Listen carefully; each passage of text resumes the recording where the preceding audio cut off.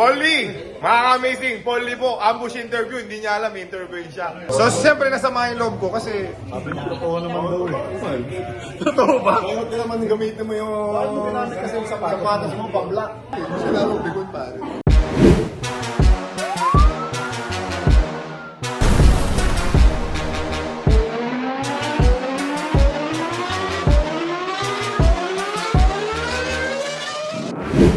Amazing. Alright, my boy Ninja!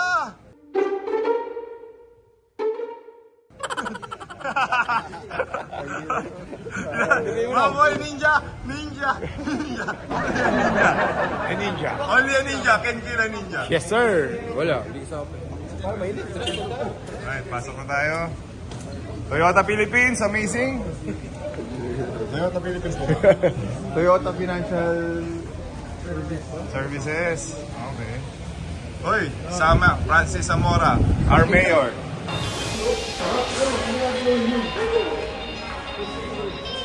Ay, latang i-cross yan ng PG1.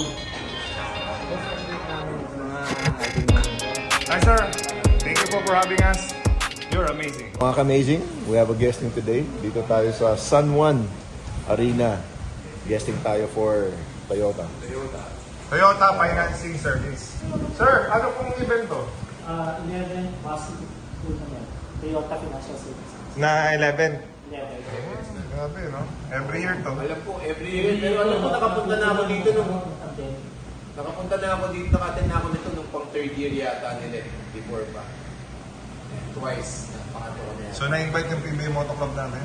Yes, ilang teams nila? Sir, ilang teams? 20. 30 teams? 20 or 2019. Alright. Sir, yung mga Land Cruiser, ano yun? Dumating na po. Yung lahat so, Nakapila ko sir, pang ano? Pang 100,000. Yung bagong design. Ryan, appreciate you. Thank you. We appreciate you. We adore you. We cherish you. Good luck sa inyo. Ka-amazing natin sa Makati. Toyota Financing. Oh, picture ka na. Go. Amazing, amazing. Ayan ka, mga kapwa-amazing natin dito. Lapit. Bakit ka nakasubaybay? Ano ba natututunan mo sa YouTube natin? Hindi, actually natutuwa ako kasi nung naglalaro si Idol JJ, hindi ko siya narinig ng Tagalog. Dito, Sa vlog lang niya, sa vlog lang niya yun. Tagalog ka daw ng maayos kasi. Konti lang alam ko. Tagalog? Tagalog. Konsi lang po. Ito, marunong mag-English. Gamay lang, gamay. Oy! Ang angas ng tundo. Paul Anthony Lee. Boss Frank, how do you do? Long time? Doing good. Thank you for coming, Sir JJ. It's an honor and privilege. Sabihin mo na yung bravo yung ano mo. Alam ka ni Boss Frank, naka-explain ko sa kanya, hiram tayo ng coaster, 3 months. Ano yung sabi mo? Kunin ko na yung ano? Yung big bike. Ducati? Ducati number 1. James. Ang angas ng tundo. My boy!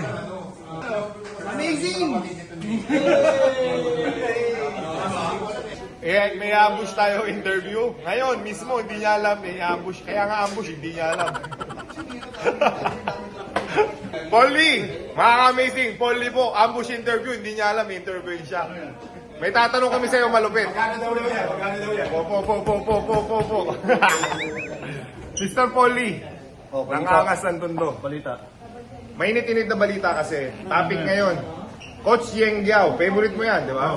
Ikaw, dati mo? Dati mo? Okay. Galit siya kay Terence Romeo. Dahil, itinira pa eh. Itinira pa. Ikaw, Hindi, itong JJ Helterman. Ititira niya. tira mo? Ako! Bakit anong explanation mo ba't may titira? Kasi bro. Ako, tinuro sa atin yung bata pa tayo. Angel of Buzzer ko sa... Okay. Ako kasi dalawang option yung tinitignan ko eh. Siyempre playoffs yan. Nandun siguro siya sa point na di siya makakuha ng open looks. So siguro nung nakita niya na open look siya dun, going into the next game. So, yeah, 'di ba? As a player ka, kung buong game kang di makakita ng open look, lalo na against Reyno siya and against Coach Yeng, iti-take advantage mo yung mga ganong opportunity. Pero kasi, sa istorya, laging dalawang side yan. Meron ding tao na galit dahil unwritten rule nga yun. So, Pero anong mas ako, disrespectful, bro? Ikaw, kung nandun personally. ako sa shoes ni Terence, Okay. as a player, kung ako nandun, hindi ko siya ititira. Kasi nandun ako sa, ano pa May rin. respect mo kasi yung Respect pa coach, din ako. saka yung Kumbaga, management. para sa akin, baliwala na eh. Baga panalo na kami, ma-shoot man yun o hindi, parang knockout na rin yun, panalo na talaga yung laro. So kung ako nandun sa shoes na, hindi ko ititira yun. Pero again, laging meron dalawang istorya. Gaya ng sinabi ko kanina, meron din mga player na naghahanap ng open look eh, going into the next game. Tsaka pag tinira mo, hindi naman ibig sabihin, hindi disrespect mo yung kalaban. Yeah, maraming factor. Kaya again, kung ako nandun sa shoes ni Terence, hindi ko siya ititira dahil yun ako as a player. Ako, I think si Coach Yeng, may emotion din eh. Pero after that game, I think pag-uwi ni Coach Yeng, wala na yun. Di ba? I think wala na yun. Gawing coaching naman, ganun lang yun. After the game, yung frustration niya, sasabihin niya lahat, murahin ka niyan, i-curse ka niyan. Pero after the game, kinabukasan, bati-bati na kayo ulit yan. Hindi yan nagtatanim ng Ikaw, wala niya. Titira mo yun, hindi. Hindi ko titira yun. Paano ko ititira yun? Yung grupo namin sa radio siya, na kay Polly yung last ball. Kay Polly yung itanong. Hindi ko matitira yun. Sep, ay ito, Joseph yun. Joseph yun, may makikinig na balita. Si Coach Yeng nagalit kay Terence. Kung ikaw na siya shoes ni Terence, ititira mo ba o hindi? Oo, syempre. Tira mo? Syempre. Oo, makakas ka yung sport eh. Kasi ganun yun. Makakas ka kasi. Paano itira? Nagano lang score eh. Tsaka nakita ko 3 points. Ito si Kako, sure ako. Sure ako, ititira ni Kako. Tira ko talaga yun. Kasi 2 minutes na nga lang ko pinasok, hindi ka pa Correct. O, di ba? Yun na lang ang chance ko makatira. Hindi ka pa titira. Ano yun? Kung baka kay Coach Team Pon, ano yun? Yung ano ka nun? Nakita ko na ganito. May prize yan kay Coach Team. Diba? Hindi, ang sabi ni Coach Yeng kay Terence Romeo, bastos ka, bastos ka, Terence Romeo. Respeto. Kaso ang problema, Alam mo, parang dikita rin kasi laro eh. Diba? Hindi naman yung sobrang tapak. Sa akin, mas disrespect ko yung kunyari. Tinirahan ka, tapos gaganin ka, babarilin ka. Diba yung disrespect mo yun din yun eh. Bakit yun hindi issue? Si Makmak lagi disrespectful si Makmak. Kasi Kunyari, dinagdagan ka, tapos sisigawan mo sa mukha yung kalaban mo. Ginaganon mo eh. pero, kay, Turo mo ako nun, YouTube mo, YouTube. Yeah, naman. hindi, ito si Coach Yeng galit na galit, eh last shot pa nga sila eh. Naitira pa eh. Diba? Ano naman yun? As a player, nakita mo yun. Siyempre, Bawi ka. diba? Lahat nakikita natin yun. Lagi natin nakikita na gano'n. Pero again, talo siya. Frustration. Pero mo yung Coach Yeng, Coach, talo ka na. Okay na. Talo siya eh. Kasi laro, bigot pare. So sinasabi mo, pikon si Coach Yeng. style lang ni coaching yun. Style lang niya yun. Kasi Cywar yan eh. Pag nagalit siya ngayon, G, mga nagagalit na gano'n yung mga foreigner coach before, diba? Team coach. Team Pon, sila talaga sa ganyan. Gumaya na lang sila yang sa ganyan. Pero mga Pilipino dati, ano lahat yung pakialam pare. Ginaya nila yung culture ni Team Con na, di ba dati nagagalit si Team Con? Oo, pag mga last shot, Titira tinitira tayo pa. dati, di ba? Parang, pakailan bakit? Yung pala, dahil doon nag-start, di ba? baka may hinahabol na ending. Naninipa ng... Sino yung sinipa na si Park Atang na ano sa side of the sinipa na sa Hindi, eto, pakinig kayo ah. Si Coach Yeng, ang daming comment ah. Nabasa ko kasi yung mga comment. May nalabas na kasi tayong sentiment natin eh, lalo na to. Sabi daw ng mga tao, si Coach Yeng, kung makapagsabi ng basic respect at bastos, kung masabi niya nga nagago at tanga yung mga referee. Oh, di ba? Tapos yung ibang mga players, dinagago niya rin, tinatanga niya rin. Oh, hindi. Wala rin siyang basic respect sa mga players na nakakalaban niya. Dami. Tama ba? Hindi. May point naman. Mga dati Yeng yan. Kagabi, Bakit? Player ka pa eh. Wag ka magsasalita, wag ka muna magsasalita. Kami lang. Ito, ikaw dati mo si Yeng Yao. Sinasabihan niya rin gago at tanga yung mga players sa referee, pati commissioner. Tanggap ko. Alam mo kung bakit? Hindi, alam mo kung bakit? Kasi depende yan sa approach eh. Kung tatanggapin mo yan as a motivation, mas matututo ka lalo eh. Pero pag yan kinikim mo, masyado mong inisip, ikaw lang din mismo yung naglaw. Iba yung sa mga magulang, may mga kanya-kanya tayo. Unang-una naman, pag nakita mo na yung Coach Yeng, alam mo naman kaagad kung ano yun eh, diba? Yun na yun. character niya sa tao.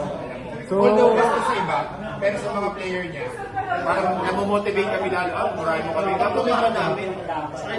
Oo, parang gano'n. Diba? Gagawin mo yung mas better para hindi ka na mamura, hindi ka na ma-disrespect. Meron akong sentiment na ngayon ko lang ilalabas. Yung Coach Yeng Giao din. Si Coach Yeng Giao, nagtampo ko sa kanya nung naglalaro pa ako. Kasi naalala niyo yung, I'm sure alam niyo to dahil naging viral to, yung ginamit ko yung, nagamit ko yung sapatos ko pang block ng bola. Naalala niyo yan? Ano ba kalaban nyo? Naalala niyo? Hindi nga siya kalaban eh. Nakita ko yun. Ngayon, naglabas siya ng Sep!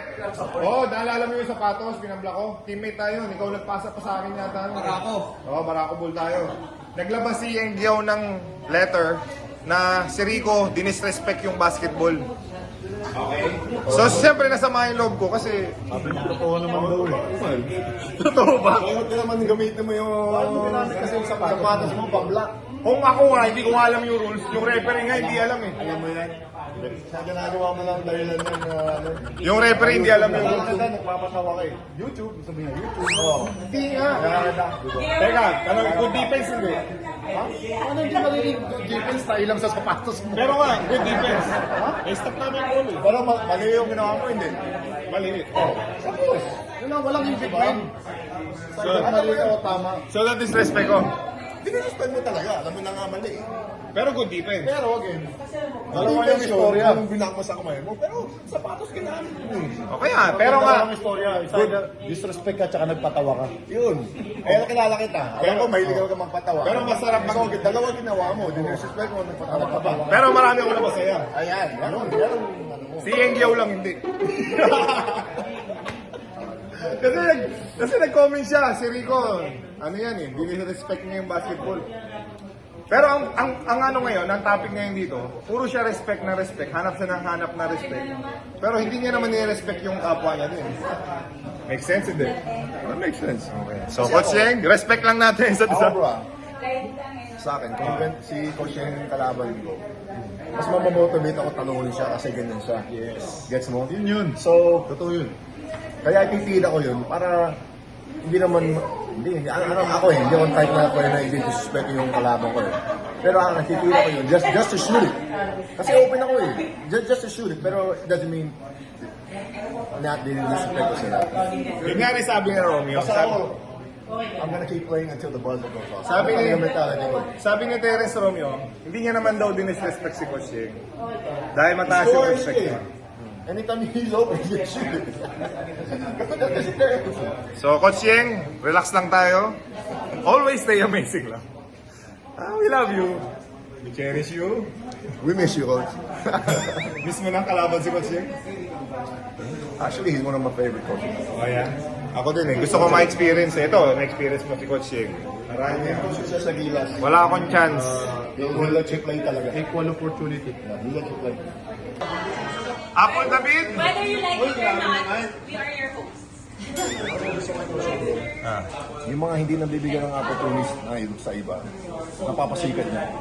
Ikaw ang witness doon, di ba? Yan. Si Clarito lang eh, di ba? Clarito, bro. Sa ibang team, hindi masyado Ano siya, top nagagamit. scorer si Clarito ng quarterfinals. Yung quarterfinals sila against Talking Tex, diba? Ikaw, ano masasabi mo kay Apple David naman? Baka si Ryan tanongin natin dyan. Ray, ano masasabi mo kay Apple David? Kumbaga sa bulaklak, pre. Wow! Ano ba sa Bulacan? Cherry blossom. Cherry blossom. Wow! Oh, fresh. Dito, Hindi, tignan lang. Parang 18 years old. Uy, dito ko sa idol ko. Idol ko to. Idol mo yung Helter Brand? Ano ka siyang dahilan ba't nanood akong basketball, di ba, Jay? Alam mo yun, di ba? Oh, lala! Yeah. Ulitan lang. Sino yan? Eric Proctuso. Eric Proctuso? Yes.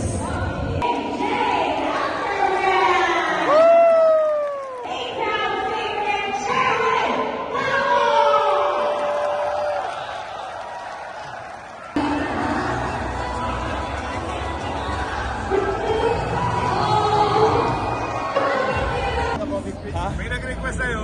May nag-race, sasama Ano ba yung isama sa Sarangani? Oh, si Dog Kramer. Dog Kramer.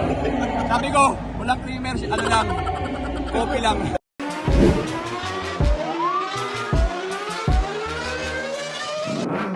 PBA Moto, PBA Moto Club, PBA's Moto.